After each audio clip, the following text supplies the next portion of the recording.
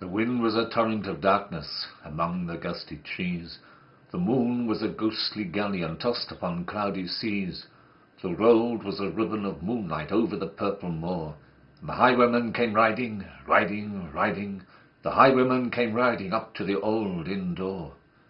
He'd a French cocked hat on his forehead and a bunch of lace at his chin, a coat of the claret velvet and breeches of brown doe-skin. They fitted with never a wrinkle, his boots were up to the thigh, and he rolled with a jewelled twinkle, his pistol butts a twinkle, his rapier hilt a twinkle, under the jewelled sky. Over the cobbles he clattered and clashed in the dark inn yard, and he tapped with his whip on the shutters, but all was locked and barred.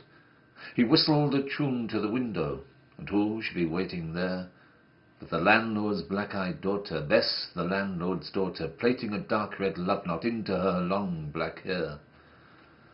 And dark in the dark old inn-yard a stable wicket creaked, where Tim the ostler listened. His face was white and peaked, his eyes were hollows of madness, his hair like mouldy hay. But he loved the landlord's daughter, the landlord's red-lipped daughter. Dumb as a dog he listened, and he heard the robber say, "One kiss, my bonny sweetheart, I'm after a prize tonight. But I shall be back with the yellow gold before the morning light. Yet if they press me sharply and harry me through the day, then look for me by moonlight, watch for me by moonlight. I'll come to thee by moonlight, though hell should bar the way." He rose upright in the stirrups, he scarce could reach her hand, but she loosened her hair in the casement. His face burnt like a brand, as the black cascade of perfume came tumbling over his breast, and he kissed its waves in the moonlight, oh sweet black waves in the moonlight, and he tugged at his rein in the moonlight, and galloped away to the west. He did not come in the dawning, he did not come at noon, and out to the tawny sunset before the rise of the moon, when the road was a gypsy ribbon looping the purple moor, a red-coat troop came marching. Marching, marching, King George's men came marching up to the old inn door.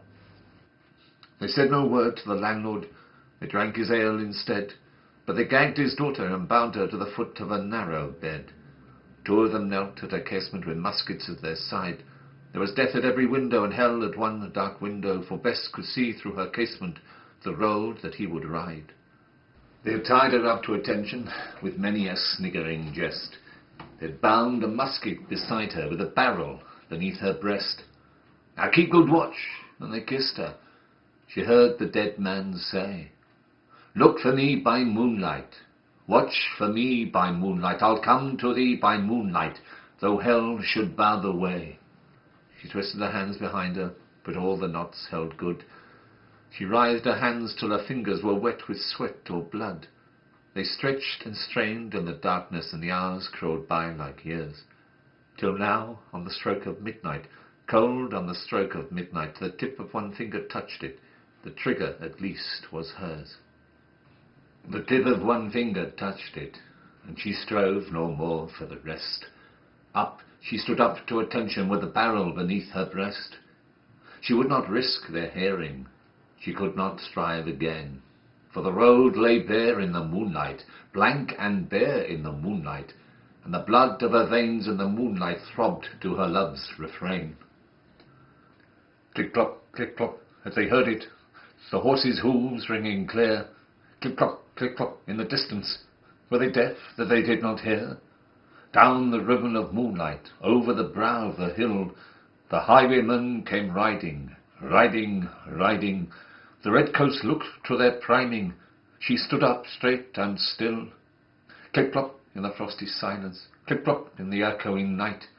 Nearer he came and nearer. Her face was like a light. Her eyes grew wide for a moment. She drew one last deep breath. Then her finger moved in the moonlight. Her musket shattered the moonlight, shattered her breast in the moonlight, and warned him with her death. He turned, he spurned to the west. He did not know who stood, bowed with a head o'er the musket, drenched with her own red blood. Not till the dawn he heard it, and his face grew grey to hear How Bess, the landlord's daughter, the landlord's black-eyed daughter, had watched for her love in the moonlight, and died in the darkness there. Back he spurred like a madman, shrieking a curse to the sky, with the white road smoking behind him and his rapier brandished high. Blood-red were his spurs in the golden noon, wine-red was his velvet coat, when they shot him down on the highway, down like a dog on the highway, and he lay in his blood on the highway, with a bunch of lace at his throat.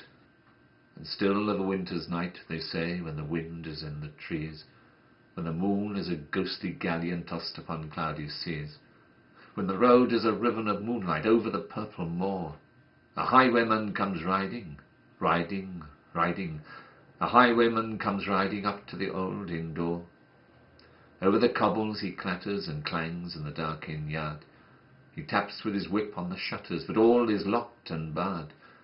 He whistles a tune to the window, and who shall be waiting there but the landlord's black-eyed daughter, Bess, the landlord's daughter, plaiting a dark red love knot into her long black hair.